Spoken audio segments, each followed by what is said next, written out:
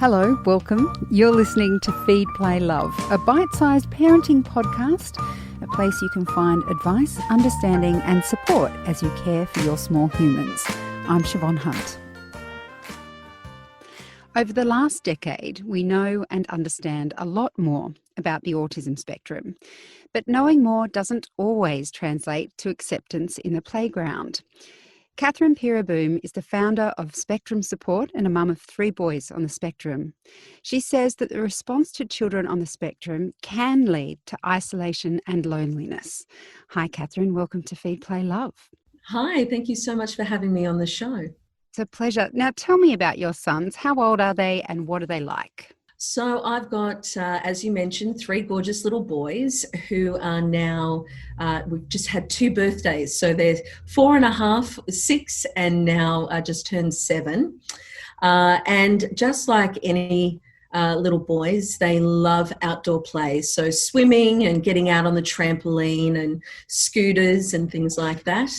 But iPads and technology are a real interest for them. And so maintaining that balance of, yes, you can have a little bit of screen time, but now it's time to, get out and sort of be active. It can be a challenge. So you have 3 boys that are on the spectrum, and I know that making that discovery about your child can be equal parts relief and grief. Can you talk me through how the experience was for you, especially after realising that all of the boys were on the spectrum? Yeah, so with Oliver being my eldest, I think that was really the hardest pill to accept, because Oliver's development was absolutely neurotypical. He met all of his developmental milestones. He was doing really well. Eye contact was great. His food intake was great. He sat and crawled and walked before what the developmental milestones should have been. And then between 1 and 1.5 is where we really started to see regression. So he stopped pointing at objects. We had a little bit of mum, dad, and then it all really stopped. And so by the age of 2, we really clearly knew that Oliver presented differently and we needed to go and do something about it. So we went to the GP, who then gave us a referral to a pediatrician. And then we went down the process of having him officially diagnosed.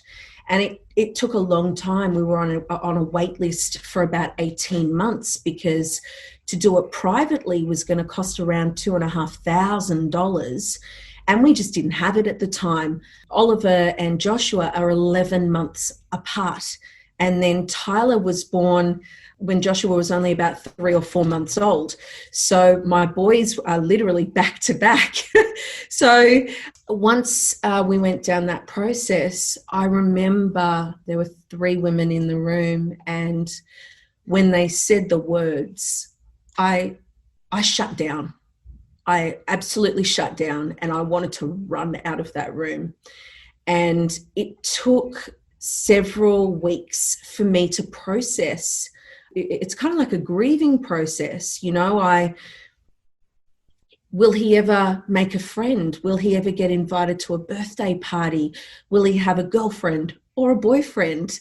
Will they go to the school formal, get married, have kids, live that fulfilling life? And all of these things just started flooding in, and I was upset, and then I got angry, and then I was grieving, and then I went, you know what? I'm dealing with all of this, but my beautiful little boy hasn't changed.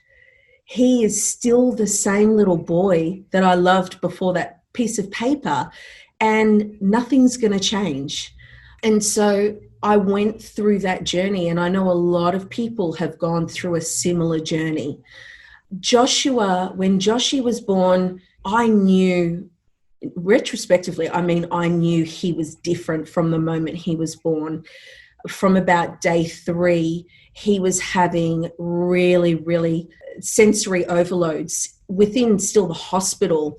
The nurses' bells and the other children crying, and Joshy from birth really presented his autism straight away. We still didn't realise what it was because Ollie hadn't been showing us any of those things at that time. But we knew that Joshy absolutely had challenges. And then by the time little Tyler was born, Tyler's development is slightly different to the other two. My other two have intellectual impairments that are very severe. They've got global developmental delays. They also have comorbidities, so eating disorders and pica and a few other things that makes their challenges much more prevalent than our younger son.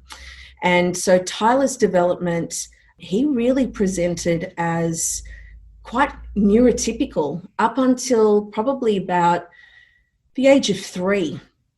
And then we started seeing some of the little signs, and I didn't know whether he was copying his brother's behaviours or whether he needed some additional supports.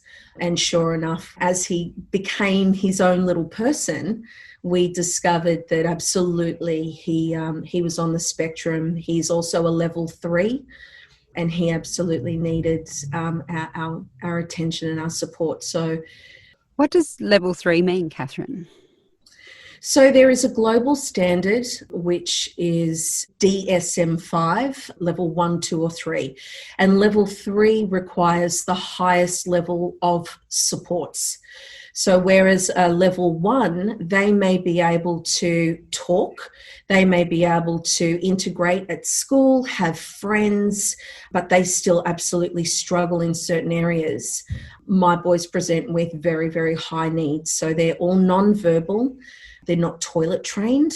And we have, some children, my children don't present this way, but some children also have aggressive tendencies, which even at a very young age, they can really hurt their siblings, animals, their parents, or their carers. So, level 3s are very quite complex.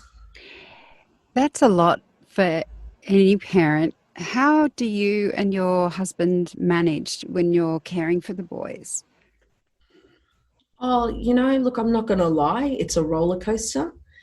And school holidays are really, really hard. But, the journey of any special needs parents, you really tend to find out very quickly who is going to be there for you and others who show their true colours and decide to walk away. So we had friends that we had for decades that just disappeared out of our life. We walked away from certain people who became very toxic, and that's family as well as friends. And so we don't really have date nights. We don't really get to go out and have a holiday or a night in a hotel for respite for the two of us. And then sort of COVID-19 sort of threw everything up in the air because we started to engage a carer who was really great with the boys, but then COVID kind of threw everything around. So we're very much looking to getting some type of normality back into our life and our routines so we can, as a couple, ensure that we've got the quality time that we need as well. Absolutely. Some of us are talkers, some of us are texters. Which one are you? Text lovers, like me, know it's the perfect way to multitask and even keep track of conversations. That's why Telstra has made changes for people like us. You can now message Telstra anytime in the My Telstra app, stopping and picking up the conversation when it suits you. Download the app today. Now, on with the podcast. Now, you want other parents and carers to understand the spectrum a little bit better because, like I mentioned in the introduction, I think most people have got a better understanding of what the autism spectrum is than when, for example, I was a child. You wouldn't have known, we wouldn't have known much about it then. And you would think that would lead to more acceptance. But I get the feeling that when it comes down to it in the playground, when other children are around a child on the spectrum, that it's not as easy as it is on paper to explain what those differences are. And I'm wondering if we could go through some of those, I guess, behaviours that might cause some friction on the playground and how we might help our children be more accepting and understanding and inclusive of children like your boys. Because one of the things you said that I just really struck me was that a child on the spectrum may not get any invitations to birthday parties, or even might have a birthday party and no one turn up. That's just heartbreaking to hear as a parent. Absolutely. Absolutely it is. And it's something that, you know, every special needs parent is concerned about. Will their child make friends? Will they be accepted? Will they be loved? And I think the more that we can explain to people who don't understand what autism is, and some of those idiosyncratic behaviours that they may not normally see on the playground or at the shopping centre, then the more we can get that level of awareness to then move to an acceptance. So to go through some of the behaviours, some very typical ones are the lack of eye contact. So you will find that somebody on the spectrum, if you're asking them to do something, or if they're really wanting to engage in something and they've got to concentrate on what the task is, they may avert their eyes, but they're listening with their ears and they're intently listening. If you force that eye contact, then you force them to now stop everything else and focus purely just on making eye contact with you. And that can be really, really difficult for them to then engage in that activity. So eye contact is absolutely one thing. Can I ask you with that, Kathrine, with eye contact, is it ever about as well a kind of intense shyness, or that eye contact is too obtrusive for some children? Yeah, look, there's been, actually autistic adults who have sort of said that if you force us to look you in the eye, it's kind of like, a bright light shining through our eyes, and it really kind of hurts to have to concentrate that hard just to give you eye contact. But if you allow me just to divert my eyes slightly, then I can hear you and I can still then engage in that encounter or that activity. So, eye contact is there. Look, absolutely. Will some people be shy? Yes, because social interactions are something that a lot of people on the spectrum find difficult. Being able to be brave enough to walk across the playground and say, "Hi, I'd like to play with you. Can I, join the soccer or the netball team, or can I just play hopscotch with you," or whatever it might be. So yes, there probably is an element of shyness in there too. One of the behaviours that I think could be misinterpreted or not dealt with that well at school is if, as you mentioned, some level 3 children can display a lot of aggressive behaviour. And I know that if a child was aggressive or violent with my child, I'd probably tell them to stay well away from them. So that seems a particularly challenging situation, right? Because it's not the child's, he or she is not intentionally trying to hurt anyone. This is part of their neurological difference. So how do we help parents and children be okay with that, or work with that in a way that's not going to isolate that child? Communication firstly at adult level between the educators and the parents. So, you've got to understand, if my boys are gentle giants, and if I saw a child coming in an aggressive manner to hurt my children, I'd equally be upset. So we need to, at an adult level, have that open conversation and that open understanding. I know my children best. I know what's going to provoke them, and I know what their interests are. Some kids might go up and just want to cuddle you, but they squeeze you so hard that a little girl or boy is going, oh my gosh, that's hurting me, please stop. But the intent is actually in a loving manner. And so once you get that education between the adults and you understand, okay, this is how so-and-so reacts in a school environment. This is how they typically are at home. How can we merge that path and forward so we're not going to provoke that particular aggressive behaviour in the schoolyard or in the playground? So there's always typically a trigger for some type of aggressive behaviour. It might be the alarm bells or somebody crying, or there might be a trigger there. Once you understand what those triggers are, then you can manage them. And it's not always just aggression towards another child. They could be self-harming. So if a particular situation isn't going their way and they're finding it way too overwhelming, I've seen 5-year-olds bang their head on the kindergarten floor until they knock themselves out. But you've got to understand from the parents and carers what those triggers might be. And look, at that level, there's always some type of psychologist or behavioural therapist. There is support units. So they're not going to be, if they've got those aggressive behaviours and those tendencies, they don't tend to be in the mainstream environment. They would be with a specialist typically on the side. Some of the ones that are, not as aggressive but can be a little startling. My boys vocal stim a lot. And stimming is basically some type of self-sensory thing that they do to keep themselves calm.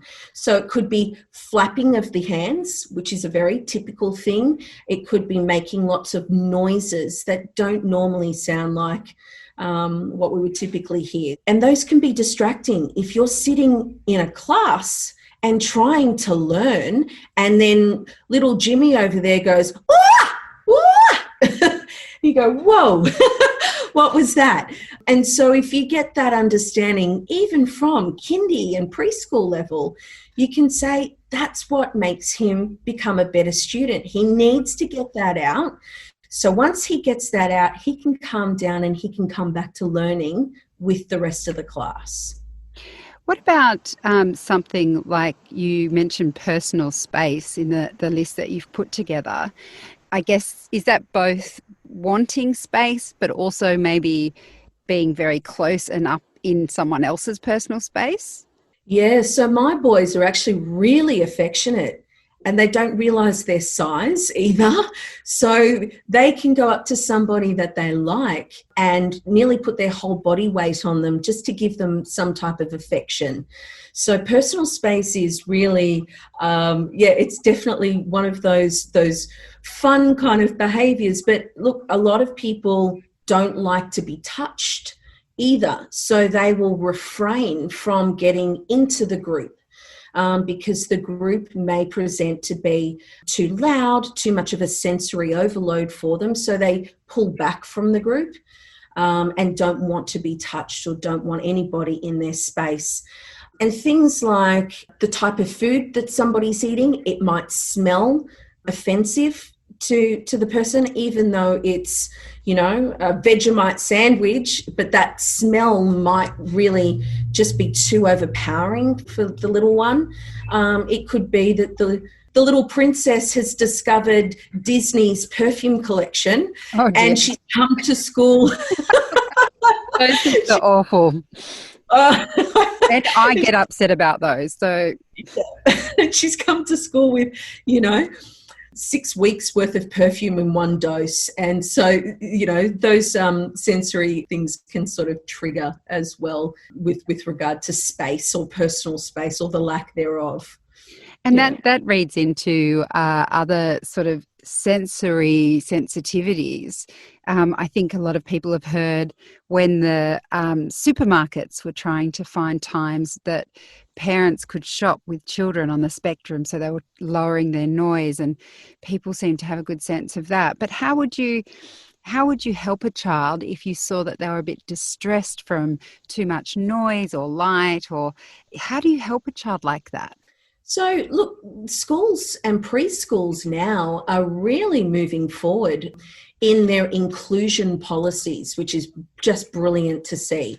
So you'll find that in early school settings now that they've got decompression rooms.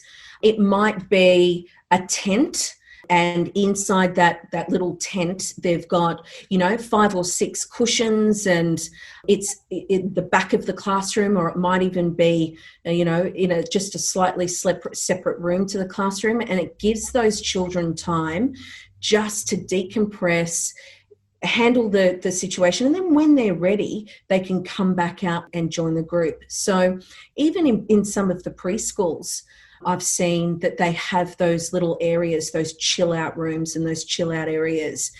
And if you don't have one and you're an educator or a school or a provider, then please consider doing so, because it really can make the difference in somebody's behaviour. If they can just take 5 minutes out to decompress, then they can come back and be an active member of learning.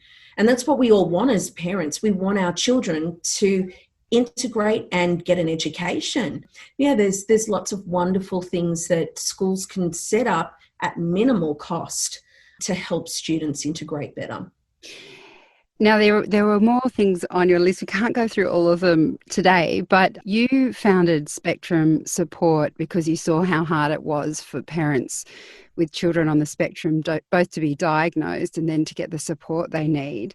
I'm assuming there's more information on your website if we put links in the notes of this episode. Look, absolutely. And look, our primary focus at the moment has been our law enforcement and autism training programs. So come to our website, we can give you some preliminary information. We can always point you to a specific support provider if you've got a need that's not being met.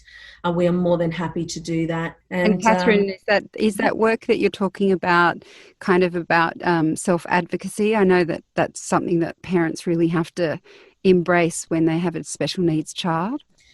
Yeah, self-advocacy is a really difficult one. And, not every special needs child has neurotypical parents either. So you might have an autistic mum who has 2 autistic children, or somebody who's got muscular dystrophy, or, there's other, disorders or disabilities that also can come through. So finding that advocacy group and that support group that can help you navigate things like finding the right pediatrician and the right GP, and navigating your way through the NDIS, and then finding the right speech therapist and occupational therapist and things like that. So yes, self-advocacy is absolutely paramount. Well, Kathrine, thank you so much for your time today. Thank you. Thank you so much for having me on the show. I really appreciate it. That's Kathrine Peereboom. She's the founder of Spectrum Support and mum of 3 boys on the spectrum. And for more on what they do at Spectrum Support, you can check out the links in the notes of this episode. Feed, Play, Love is a babyology podcast produced and presented by me, Siobhan Hunt. I'd love to hear from you, so if you'd like to get in touch, email me at feedplaylove@theparentbrand.com.au. See you next time.